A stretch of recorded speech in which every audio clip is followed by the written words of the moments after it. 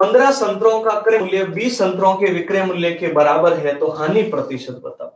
तो देखो 15 का क्रय मूल्य 20 के विक्रय मूल्य के बराबर है तो हानि प्रतिशत। तो ये कौन से वाला क्वेश्चन है? ऑपोजिट वाला। याद आया सभी को मल्टीपल्स में? तो 15 और 20 का ऑपोजिट क्या होगा? 20 और 15। तो कितने का नुकसान? 5 का 20 पर गुणा 100। 20 से 5 बार कैंसिल। आप ही बता दीजिए हानि कितनी होगी? 25% लॉस। ये आपका हानि प्रतिशत होगा। क्या मेरी बात सभी को क्लियर है? इस प्रकार से ऑपोजिट पैटर्न आपको फॉलो करना है। शेफाली ने 575 में एक कप सेट खरीदा और पुराना माल निकालने के लिए 506 रुपए में इसको बेच दिया, तो उसे कितने का नुकसान हुआ? 575 की चीज को 506 में बेच दिया। आप ही बताइए नुकसान कितने का? 15 में से 6 गए 9, 69 का। कितने पर? 575 पर। और परसेंट के लिए गुणा किससे? 100 से। 23 की टेबल में 3 बार 23 इंटू 2 46। पीछे कितने बच गए अभी? 46 में 145 और इससे 15 10 और 11, देखो कितने बच जाएंगे? 46 में 115, बिल्कुल। ये फिर 5 बार और 25 से ये कितनी बार? 25 से ये 4 बार। 4 इंटू 3 12% अपना राइट आंसर बन जाएगा। क्लियर है मेरी बात?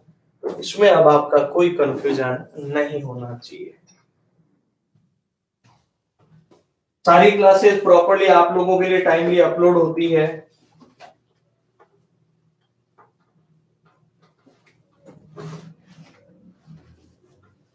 ओके, सारे सेशंस आपके लिए टाइम टू टाइम अपलोड किए जा रहे हैं ना। लगभग 5 टॉपिक मेरे लगभग कंप्लीट, 6ठा टॉपिक मेरा शुरू हो चुका है ना, और लगभग 4-5 टॉपिक सर के भी एडवांस के कंप्लीट हो चुके हैं। तो आप देखिए 10 से 11 टॉपिक 28 में से कंप्लीट भी हो चुके हैं, और पिछले महीने की 1 तारीख को ये बैच शुरू हुआ था, और हम पूरा प्रयास कर रहे हैं कि इस महीने मैक्सिमम आउटपुट आप लोगों तक पहुंचाएंगे।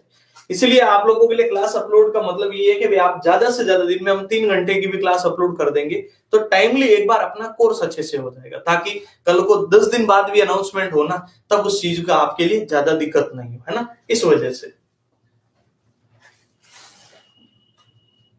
हाँ बिल्कुल, यूथ बुक की मैथ्स का पूरा कंप्लीट सॉल्यूशन का बैच है ये, कंप्लीट। ओके, यूथ की जो मैथ्स की बुक आती है उसका कंप्लीट सॉल्यूशन का बैच। आगे बढ़ते हैं। एक आदमी 1 रुपए में 5 पेन खरीदता और 1 रुपए के 4 पेन बेचता तो लाभ प्रतिशत। वैसे इस पैटर्न के आगे बहुत सारे क्वेश्चन है, लेकिन फिर भी मैं एक बार इस क्वेश्चन को आराम से समझाता हूं आप लोगों को। 1 रुपए में 5 की दर से पेन खरीदता है और 1 रुपए में 4 की दर से पेन बेचता है। ओके, तो ये अपने खरीद को दर्शा रहा है और ये अपने बेचने को। सबसे पहला तरीका और इजी तरीका जो लगभग 90% बच्चे इसी को फॉलो करते हैं, पहले मैं उसकी बातचीत कर लेता हूं, फिर एक और मेथड भी आपको मैं बताने वाला हूं।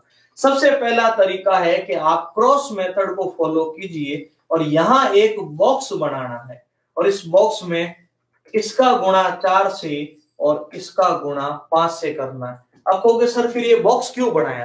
कि जो बॉक्स वाला मल्टीपल है ना, ये आपको पहले कंप्लीट करना है। तो देखो 1 रुपए की 4 है तो 4 एकम 4 और 5 एकम 5, ये पहले गुणा किया। खरीदा 4 में, बेचा 5 में, तो बताइए कितने का लाभ हुआ? 1 का लाभ 4 के ऊपर गुणा 100। 4 से ये आपको पता है कितने परसेंट लाभ हुआ? 25%। पर ये अप्रोच है, एक तरह से ये ट्रिक है छोटी सी, है ना। इसका अगर आप बेसिक मेथड सीखना चाहोगे ऐसा क्यों होता है, पहले बताओ। ये तो क्लियर है, ये बॉक्स गलती से भी क्यों? क्योंकि इसकी बजाय ये गुणा पहले कर दिया ना, तो इसी क्वेश्चन में लाभ की बजाय हानि की कंडीशन बन जाएगी।